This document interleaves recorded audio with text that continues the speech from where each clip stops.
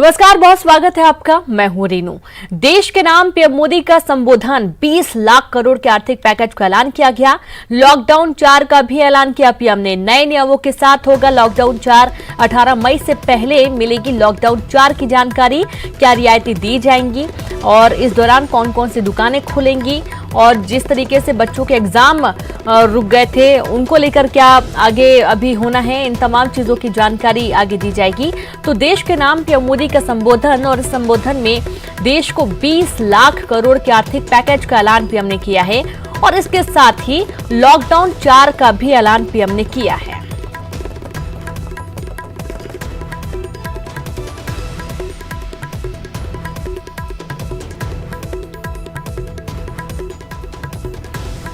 तो देश के नाम पीएम मोदी का संबोधन, और इस दौरान 20 लाख करोड़ के आर्थिक पैकेज का ऐलान किया पीएम ने।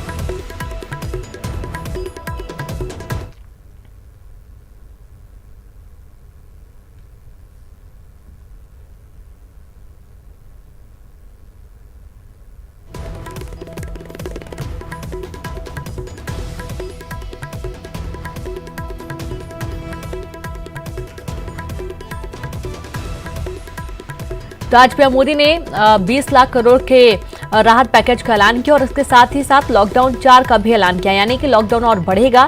खासतौर पर जो रेड जोन है वहां पर लॉकडाउन की जो अवधि है वो बढ़ेगी, और जो ग्रीन जोन है, ऑरेंज जोन है, वहां पर थोड़ी बहुत रियायतें मिल सकती हैं। नए संकल्प के साथ मैं आज एक विशेष आर्थिक पैकेज की घोषणा कर रहा हूं। यह आर्थिक पैकेज आत्मनिर्भर भारत अभियान की अहम कड़ी के तौर पर काम करेगा। साथियों, हाल में सरकार ने कोरोना संकट से जुड़ी जो आर्थिक घोषणाएं की थी, जो रिजर्व बैंक के फैसले थे, और आज जिस आर्थिक पैकेज का ऐलान हो रहा है, उसे जोड़ दें तो ये करीब करीब 20 लाख करोड़ रुपए का है। 20 लाख करोड़ रुपए का है। ये पैकेज भारत की जीडीपी का करीब करीब 10% है। इन सबके जरिए देश के विभिन्न वर्गों को आर्थिक व्यवस्था की कड़ियों को 20 लाख करोड़ रुपए का संबल मिलेगा, सपोर्ट मिलेगा। आत्मनिर्भर भारत के संकल्प को सिद्ध करने के लिए इस पैकेज में लैंड, लेबर, लिक्विडिटी और लॉज सभी पर बल दिया गया है।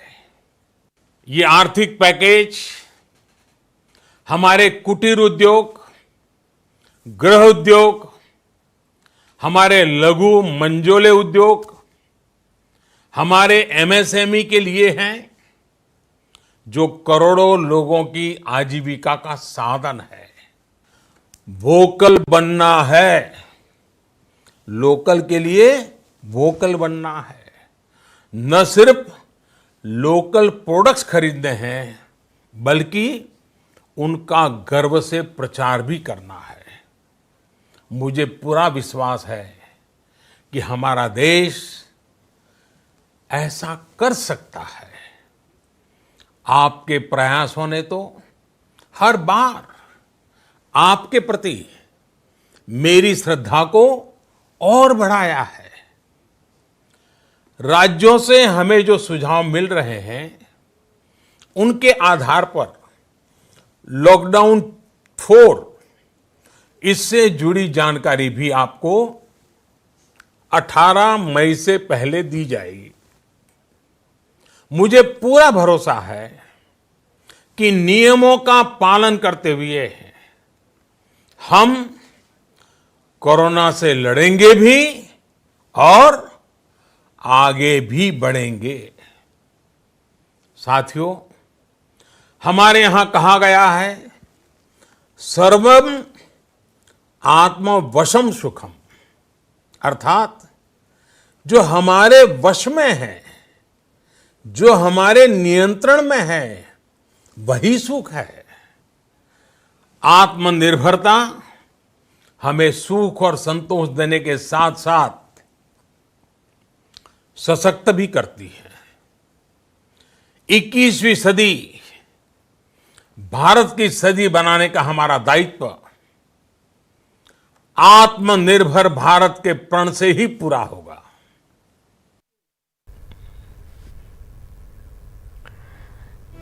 वहीं कोरोना से निपटने के लिए आर्थिक पैकेज का ऐलान हुआ, जहां पर 20 लाख करोड़ का विशेष आर्थिक पैकेज होगा और देश की जीडीपी का 10% आर्थिक पैकेज हम ठान लें तो कोई लक्ष्य असंभव नहीं, ऐसा पीएम ने कहा है। तो आज विश्व में आत्मनिर्भर शब्द के मायने बदले हैं और साथ ही भारत की दवाइयां एक नई आशा लेकर आई है। जिस तरीके से पूरी दुनिया भारत की तारीफ कर रही है और आज पीएम ने अपने संबोधन में जो कुछ प्रमुख बातें कही, उनके कुछ प्रमुख चीजें हम आपको बता रहे हैं। विश्व कल्याणी भारत का मकसद है और हमें आत्मनिर्भर भारत बनाना है और साथ ही उन्होंने यह भी कहा कि अपना संकल्प और मजबूत करना होगा।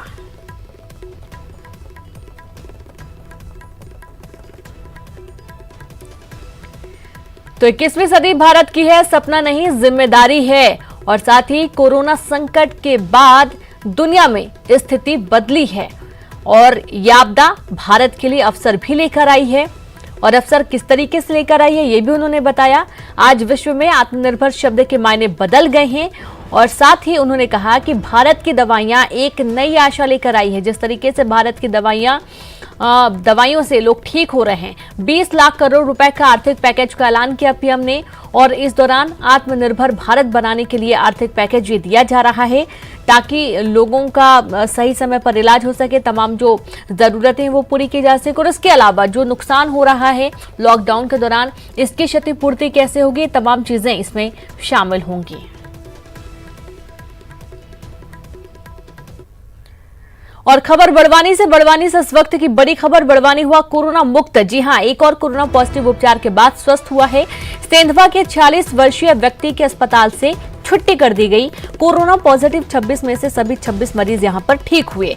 तो बड़वानी इस वक्त कोरोना मुक्त हो चुका है और इसके बाद कहीं ना कहीं पूरे बड़वानी में एक शांतिपूर्ण माहौल बना हुआ है। लोगों के अंदर जो डर था वो डर खत्म हुआ है। कह सकते हैं कि बड़वानी इस बार जब जोन डिवाइड होंगे तो ग्रीन जोन में आएगा, क्योंकि बड़वानी में जो 26 के 26 मरीज सामने आए थे वो सभी ठीक हो चुके हैं, स्वस्थ हो चुके हैं। एकमात्र मरीज बचा था जो पूरी तरीके से ठीक होकर अपने घर जा चुका है। तो बड़वानी जिला कोरोना मुक्त हुआ है। बड़ी खबर, राहत वाली खबर।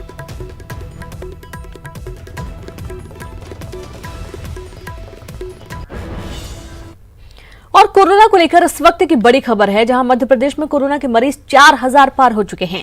अब तक 2028 मरीज रिकवर हो चुके हैं।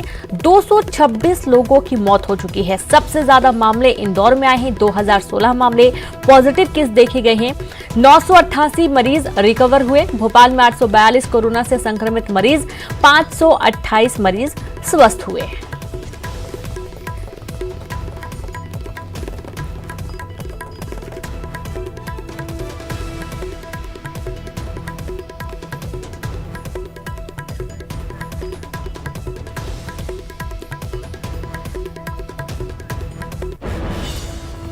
और खबर ग्वालियर से, ग्वालियर बगावत पर सख्त हुई बीजेपी। जिलाध्यक्ष की नियुक्ति पर सवाल उठाने वाले नेताओं के बदले सुर। प्रदेश संगठन की सख्ती के बाद बदले सुर।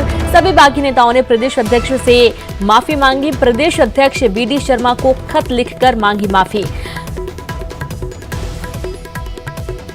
तो कमल माखीजानी की नियुक्ति पर उठाए थे सवाल। कुछ नेताओं ने राष्ट्रीय अध्यक्ष को खत भी लिखा था।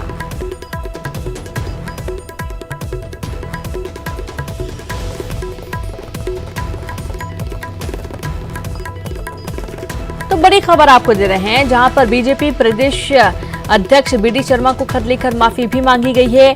ग्वालियर बगावत पर सख्त हुई बीजेपी और इस सख्ती के बाद अब माफी भी मांगी गई है।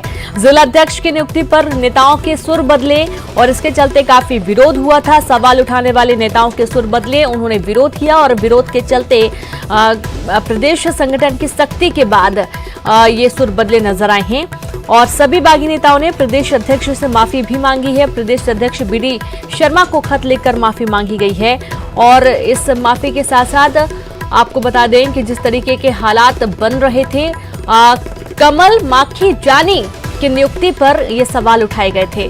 और अधिक जानकारी के साथ संवाददाता शरद जुड़ गए हैं। शरद, पूरा मामला बताएं।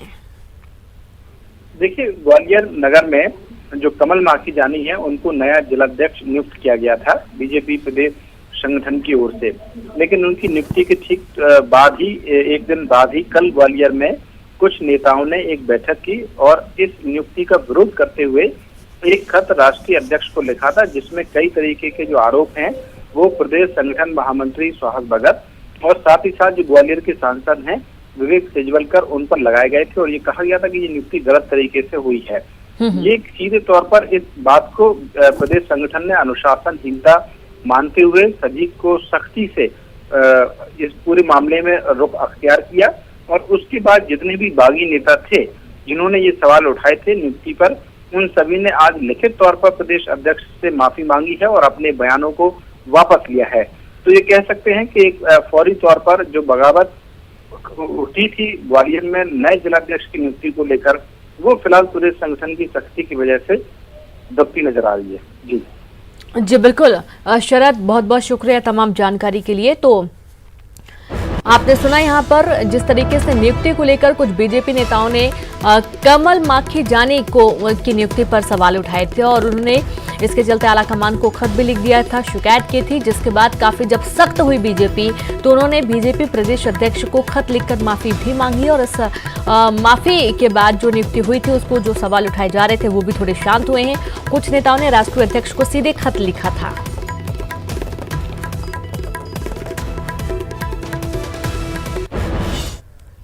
तो कोरोना वायरस और लॉकडाउन के दौर के बीच भारतीय रेल एक बार फिर से पटरी पर दौड़ने लगी। 50 दिनों के बाद रेल सेवा एक बार फिर से शुरू हो गई। नई दिल्ली रेलवे स्टेशन से छत्तीसगढ़ के बिलासपुर के लिए पहली ट्रेन 4 बजे रवाना हुई। इस ट्रेन में 1490 यात्री सवार हैं। ये ट्रेन कल दोपहर 12 बजे बिलासपुर पहुंचेगी और आज रात 12 बजे भोपाल पहुंचेगी। बता दें कि रेलवे द्वारा चुनिंदा मार्गों पर 15 जोड़ी ट्रेनें चलाई जा रही हैं, जिनमें से आज 8 ट्रेनें चलाई जा रही हैं। इन ट्रेनों में सिर्फ एसी कोच ही होंगे। 15 जोड़ी ट्रेन में से पहली आज नई दिल्ली से बिलासपुर के लिए रवाना हुई।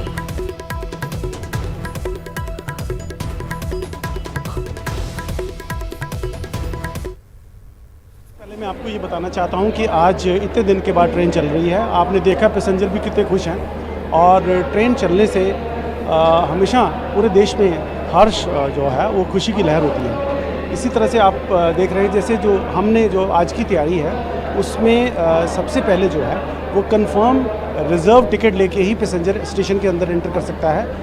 वेट लिस्ट टिकट और साथ इंदौर में कोरोना के 49 मरीज डिस्चार्ज हुए। 4 अस्पतालों से इन्हें डिस्चार्ज किया गया है। अरविंदो अस्पताल में 41 मरीज रिकवर हुए। मरीजों ने सीएम शिवराज का आभार भी जताया है।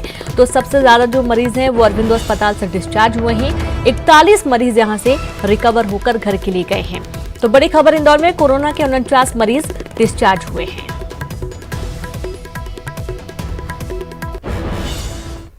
ग्वालियर में कोरोना से पहली मौत हुई। डबरा के 80 साल के कोरोना पीड़ित बुजुर्ग ने जयरोग अस्पताल में दम तोड़ दिया। आपको बता दें कि बुजुर्ग को कोरोना के लक्षण दिखने के बाद 9 मई को अस्पताल में भर्ती कराया गया था और जांच के लिए सैंपल लैब भेजे गए थे। 10 मई को इलाज के दौरान बुजुर्ग गंगाराम की मौत हो गई और आज जब जांच रिपोर्ट आई तो उससे कोरोना पॉजिटिव होने का पता चला। ग्वालियर में 80 साल के बुज़ुर्ग डबरा के जो निवासी थे उनकी डेथ हो गई है। उनको पहले से हाइपरटेंशन और हार्ट डिजीज़ और इस प्रकार से शुगर इस प्रकार से बीमारियां थीं और साथ में उन्हें कोरोना का संक्रमण भी पाया गया है। तो वो 9 तारीख को शाम को हमारे जीएच में भर्ती हुए थे और उसके बाद अगले ही दिन उनकी डेथ हो गई थी और बाद में आज उनकी कोरोना की जाँच। आज शिवराज कैबिनेट की बैठक हुई जिसमें लॉकडाउन को लेकर 17 मार्च के बाद के हालात पर चर्चा हुई। बैठक के बाद मंत्री नरोत्तम मिश्रा ने कहा कि लॉकडाउन पर सरकार जनता से सुझाव लेगी, जनता की राय पर ही लॉकडाउन पर फैसला होगा। वहीं उन्होंने कहा कि मंत्री और कलेक्टर कल तक सरकार को रिपोर्ट देंगे, जिसके बाद राज्य सरकार केंद्र को रिपोर्ट भेजेगी। आज आम जनता से जो मध्य प्रदेश सरकार की आईडी है, कल तक ये सुझाव भी मांगे गए हैं कि वो लॉकडाउन में अपनी ओर से क्या सुझाव देना चाहते हैं। तो मैं आप सबके माध्यम से प्रार्थना करूंगा मध्य प्रदेश की जनता को कि राज्य सरकार की आईडी पर वो अपने सुझाव दें कि लॉकडाउन के संबंध में वो क्या चाहते हैं, कैसा चाहते हैं, कब से चाहते हैं। इसी तरह से तय किया है लॉकडाउन के बारे में कि माननीय मुख्यमंत्री जी सभी राजनीतिक दलों के लोगों से, कांग्रेस भी, बसपा भी, पूर्व में भी चर्चा कर चुके हैं। और खबर डिंडोरी से, जहां बिजली गिरने से 2 की मौत हुई है। करंजिया के बड़नई और इंदिरा कॉलोनी में हादसा हुआ है। तेज आंधी के साथ बारिश हुई और इस दौरान 2 जगहों पर बिजली गिरी। बड़ी खबर डिंडोरी से, करंजिया के बड़नई और इंदिरा कॉलोनी में हादसा हुआ जहां पर बिजली गिरी है।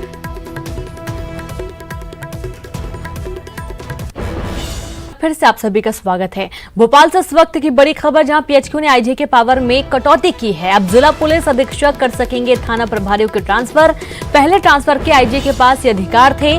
पीएचक्यू ने आईजी को ट्रांसफर की दी थी अनुमति का आदेश निरस्त कर दिया गया है। तो बड़ी खबर आपको दे रहे हैं, जहां पर जो पीएचक्यू ने आईजी को ट्रांसफर की अनुमति का आदेश दिया था, उस आदेश को निरस्त कर दिया गया है। तो भोपाल से बड़ी खबर।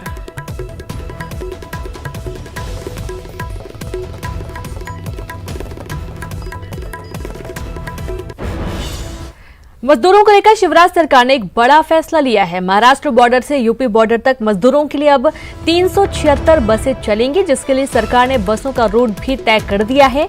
बता दें कि महाराष्ट्र से लगे सेंधवा से शुरू होकर यूपी की बॉर्डर मुरैना, झांसी, छतरपुर तक चलेंगी।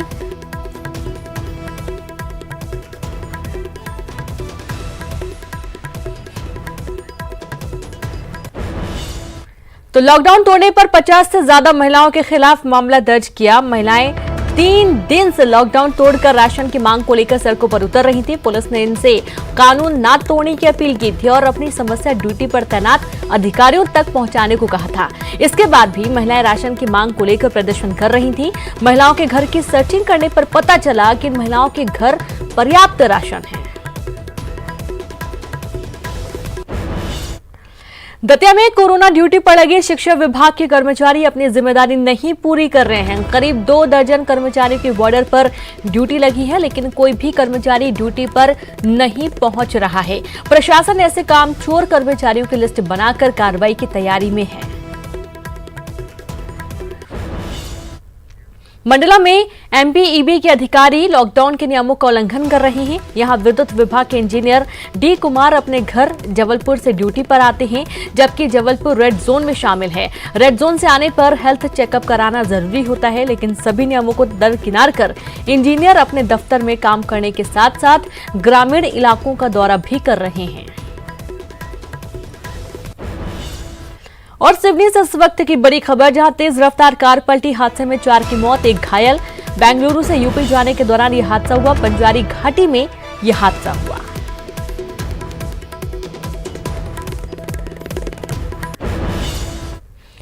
छतरपुर में दिल दहलाने वाली घटना सामने आई है। यहां की राजापुरवा गांव में तालाब में डूबने से 4 बच्चों की मौत हो गई। बताया जा रहा है कि तालाब में नहाने के दौरान यह हादसा हुआ। घटना की जानकारी मिलते ही पुलिस मौके पर पहुंची और तालाब से शवों को बाहर निकाला। वहीं गांव में एक साथ 4 बच्चों की मौत से मातम का माहौल है।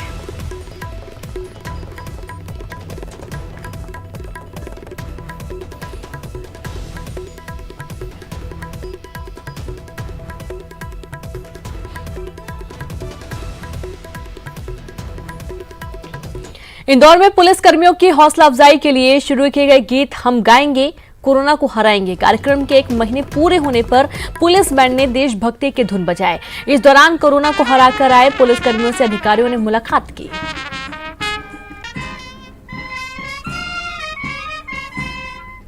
ढूंढती है जी सर मैं आरक्षक 3733 आशीष शर्मा।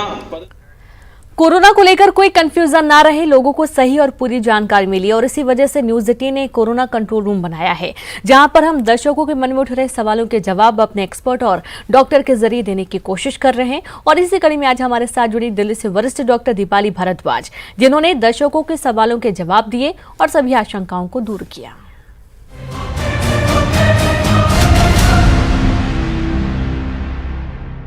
मेरा नाम अमृता सोनी है, मैं दुर्ग छत्तीसगढ़ से हूँ। डॉक्टर साहब, मेरा सवाल यह है कि क्या योग, आयुर्वेद और होम्योपैथिक चिकित्सा से कोरोना का इलाज संभव है? मैं जानना चाहती हूँ कि कोरोना का कोई इलाज है होम्योपैथ में, योग से, आयुर्वेद में कोई इलाज है तो कृपया बताने की कृपा करें। नमस्कार, मेरा नाम पूजा तिवारी है।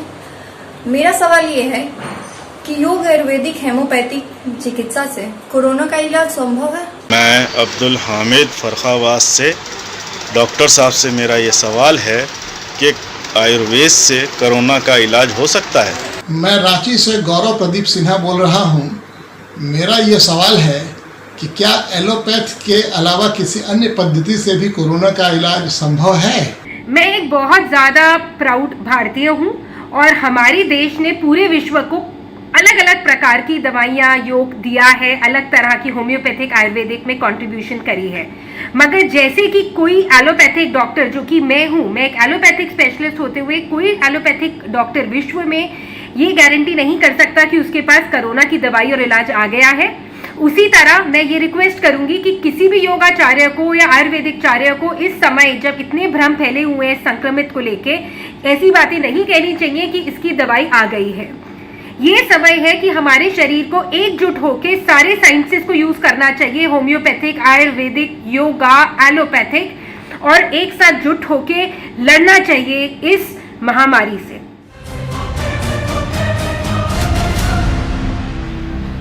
और इसी के साथ इस बुलेटिन में इतना ही। नमस्कार।